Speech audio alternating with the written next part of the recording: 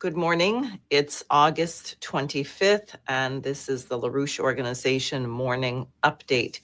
On August 22nd, which is Russia's National Flag Day, President Putin visited the scientists, who are generally very young and look like college students, especially if you're getting older, as some of us are, that he told at the Russian Federal Nuclear Center, National Research Institute of Experimental Physics, and Rosatom, the Russian nuclear energy research and energy agency. He said, with regard to relations in the United States, that with President Trump, quote, there is light at the end of the tunnel, unquote.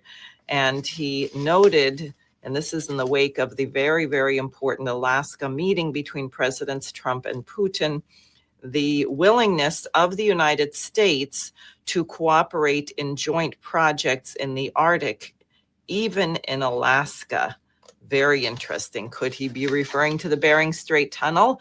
I don't know, but obviously the British are tearing their hair out, and their European impotent, irrelevant lackeys are doing all they can to sabotage this.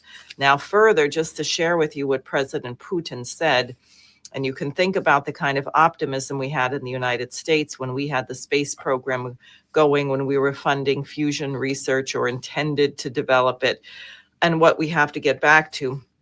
He said, quote, this forward trajectory is absolutely precise and correct. We must set ambitious goals and strive to take a qualitative leap in developing Russia's economy and indeed civilization as a whole. First and foremost, this includes work in controlled thermonuclear fusion, initiated in part by the great Yevgeny Velikov. Thanks to existing groundwork, developments in this field are already being applied to create a spectrum of practical solutions, with Russia positioned at the cutting edge of expertise and technology. He also said equally fruitful collaboration is needed for another large-scale project, the creation of a space system with a special power plant and a so-called space tug based on a nuclear power unit. Such solutions open fundamentally new prospects for deep space exploration.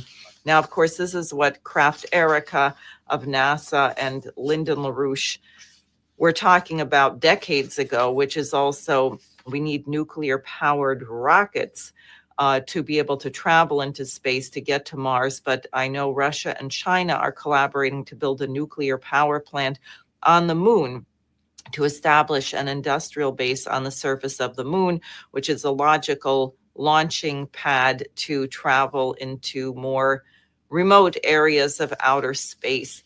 Meanwhile, the United States has gutted our NASA budget to below the level that it was in 1960 before Kennedy launched the Apollo mission, something that obviously has to be reversed. Now, otherwise, Sergei Lavrov, the foreign minister of Russia, gave an interview on NBC, and he said that Putin is ready to meet with Zelensky when the agenda is ready for a summit, and the agenda is not ready at all. He said President Putin clearly stated that he is ready to meet, provided this meeting is really going to have a presidential agenda. President Trump suggested after Anchorage several points which we share, and on some of them we agreed to show some flexibility. But when President Trump brought these issues to the meeting in Washington, it was very clear to everybody there are several principles which Washington believes must be accepted, including no NATO membership, including discussions of territorial issues, and Zelensky said no to everything. So in other words, why should they meet if Zelensky says absolutely not? Now, subsequent to this interview, one of Zelensky's spokespersons in another interview said that Zelensky actually is prepared to discuss territory with Putin. So we'll see where that goes. Frankly, in this, it's almost impossible to trust what the news media is saying in any regard. Now, on other Russia-related news, people may have heard that Italy has arrested someone involved in blowing up the Nord Stream pipeline, who happens to be Ukrainian, and who was, his name is Serhiy Kuznetsov, and he was just hanging out in Italy at a bungalow, spending €1,000 per week, which is about double the salary of any normal Ukrainian. Was he just hiding there in plain sight, waiting to be caught? He was perfectly happy to turn over his passport and his smartphone. Obviously, this is very peculiar and very suspicious. The acting permanent representative of the Russian Federation, Dmitry Polyansky, has insisted on a UN Security Council meeting to investigate this. We know from the work of Seymour Hersh, which was also rigorous enough to convince Ted Postel of MIT, that first of all, detonating this pipeline is not a small thing. It requires highly skilled divers, very advanced explosives. It's not something that a team of silly people do from a yacht somewhere in the Mediterranean or Baltic Sea. This just doesn't work this way in the Baltic Sea, I suppose you would say. So who did this? Now, we know Norway also reported seeing boats in the region. We've not been able to get whatever Germany knows from their research on it. And people might remember the former German Chancellor Olaf Scholz standing next to Joe Biden when Biden said, if Russia invades Ukraine, Nord Stream is ended. And when Reuters asked Scholz in German, do you stand by that? Are you giving up your pipeline? He said, Zusammen, we do everything together. We're with the United States.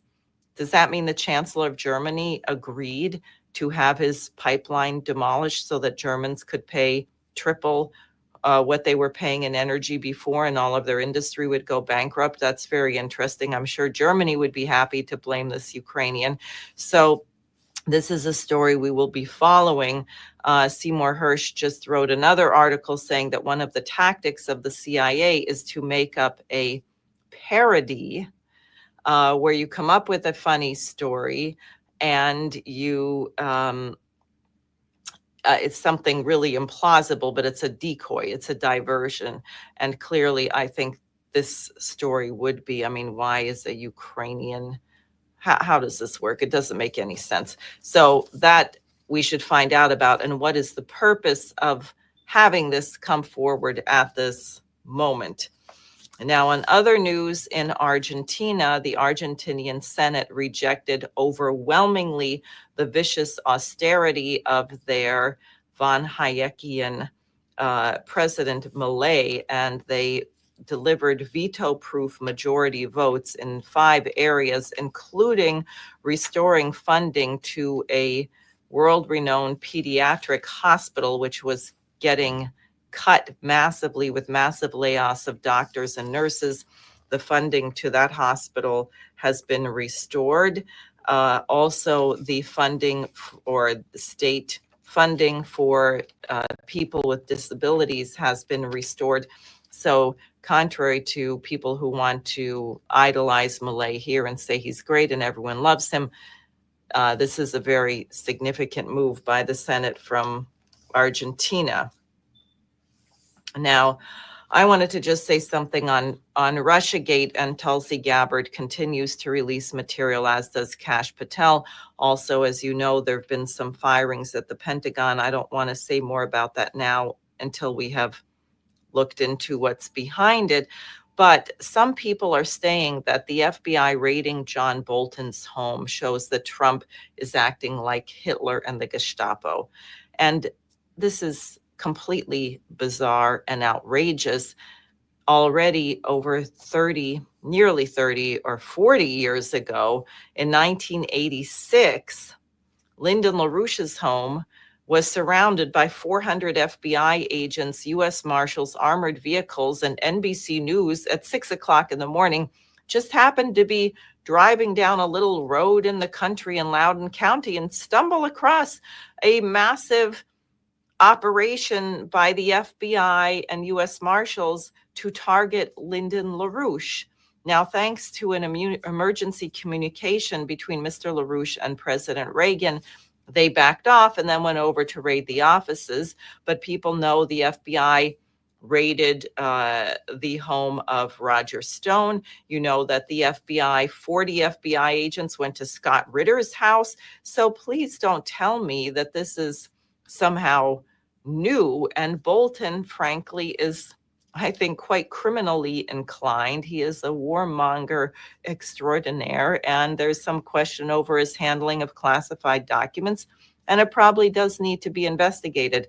So don't buy into this nonsense. Hopefully, the Attorney General Pam Bondi is going to be coming forward with this grand jury and some indictments. We'll see where that is going. Finally, I want to take up the situation in Gaza, where it is now reported that they have crossed into famine. 500,000 Palestinians are facing death by starvation if action is not taken immediately. And it is so dire that it's creating a political earthquake in the United States, where people like leftist socialist Bernie Sanders is joining forces with Marjorie Taylor Greene, who has been very outspoken about and in fact used the word genocide to describe what Israel is doing here, that this has to be stopped and the United States has to take action. I think that's very important. Helga Zepp-LaRouche has echoed the call of former Special Rapporteur for Palestine to the UN, John Falk, that the Uniting for Peace UN Resolution 377 must be invoked. He's calling for blue helmets to come in as a policing force to prevent the Israelis from the invasion of Gaza City in the north, which has already begun, and to force the delivery of food and humanitarian supplies. That is something that can be done as a way of overriding the Security Council if indeed it is not an offensive action, and to protect the population. So I would say that it is very important for the world that President Trump and President Putin continue in this direction to normalize relations between the United States and Russia. Also, as you may know, Helga Zepp-LaRouche has initiated an appeal that President Trump would join President Putin and President Xi Jinping in China, in Beijing, September 3rd. September 3rd marks the 80th anniversary of the Chinese receiving of the surrender of the Japanese, the day after Emperor Hirohito surrendered to General Douglas MacArthur, which was September 2nd, 1945. On September 3rd, Japan surrendered to the Chinese. Japan had committed horrific atrocities. China lost well over 30 million people in that war. And it would be very important for Presidents Trump, Putin, and Xi to meet there. If these three powerful nations work together, they can definitely completely outflank the pro-war machinations of the British Empire, and they should commit themselves to never again, never fascism again, never genocide again, never using nuclear weapons again. So let's mobilize for that. September 3rd is coming up very fast.